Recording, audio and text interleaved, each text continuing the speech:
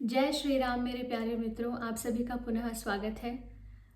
विनय पत्रिका लगभग मुझसे छूट ही गई थी। 3 महीने से ज़्यादा का समय हो गया है और अभी कुछ इस तरह हुआ कि मेरा गाज़ियाबाद में एक मंदिर है नारदिया निकुंज, वहाँ जाना हुआ।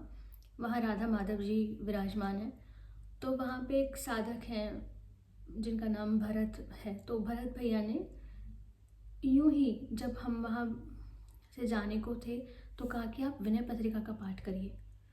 और जब उन्होंने ऐसा कहा तो मुझे याद आया, अरे मैं तो पाठ कर ही रही थी जो बीच में छूट गया। और मैंने इसे एक ईश्वर का संकेत समझा कि ईश्वर चाहते हैं कि इस पाठ को पुनः किया जाए।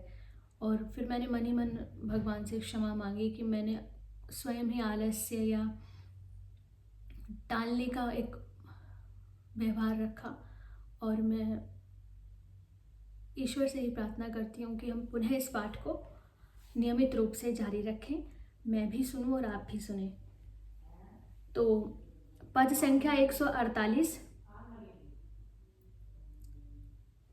कहो कौन मोहलाई के रघुबीर गोसाई, सकुचत समुझत आपनी सब साई दुहाई।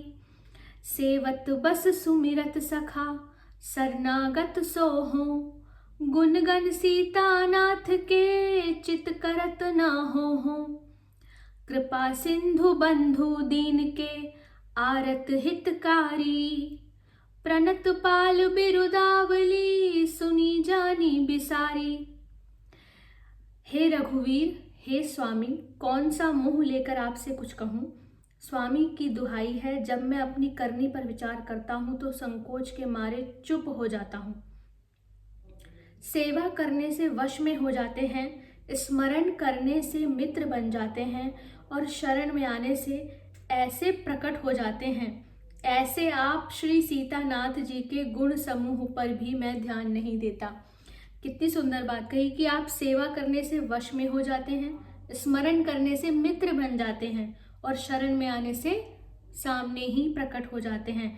ऐसे होते हुए भी मैं आप पर ध्यान नहीं देता। आप कृपा के समुद्र हैं, दीनों के बंधु हैं, दुखियों के हेतु हैं और शरणागतों के पालने वाले हैं। आपकी ऐसी वृद्धावली सुनकर और जानकर भी मैं भूल गया हूं। आगे लिखते हैं, सेई न धेई न सुमिरी के पद प्रीति सुधारी, पाई सुहासिब राम सो भरी पेट बिगारी। नाथ गरीब निवाज हैं, मैं गहीना गरीबी, तुलसी प्रभु निज और ते बनी परे सो की भी। मैंने न तो सेवा ही की और ना ध्यान ही किया, स्मरण करके आपके चरणों में सच्चा प्रेम भी नहीं किया। आप सरीखे श्रेष्ठ स्वामी को पाकर भी मैंने आपके साथ भरपेट बिगाड़ ही किया। आप गरीबों पर कृपा करने वाले हैं, पर मैंने गरीबी धारण नहीं की। अतएव मेरी ओर देखने से तो कुछ भी नहीं होगा। अब हे नाथ, अपनी ओर देखकर ही जो आपसे बन पड़े सो कीजिए। अर्थात मैं तो अब आपकी कृपा के भी लायक नहीं हूँ। जो कृपा पात्र होना चाहिए वो गुण अब मुझ में नहीं रहे। तो अब आप स्वयं ही देखिए कि मेरे साथ क्या करना है और जो बन पड़े सो कीजिए। अत्यंत दैन्य भाव। आगे के पद का पाठ हम आगे के वीडियो में करेंगे। जय श्री राम।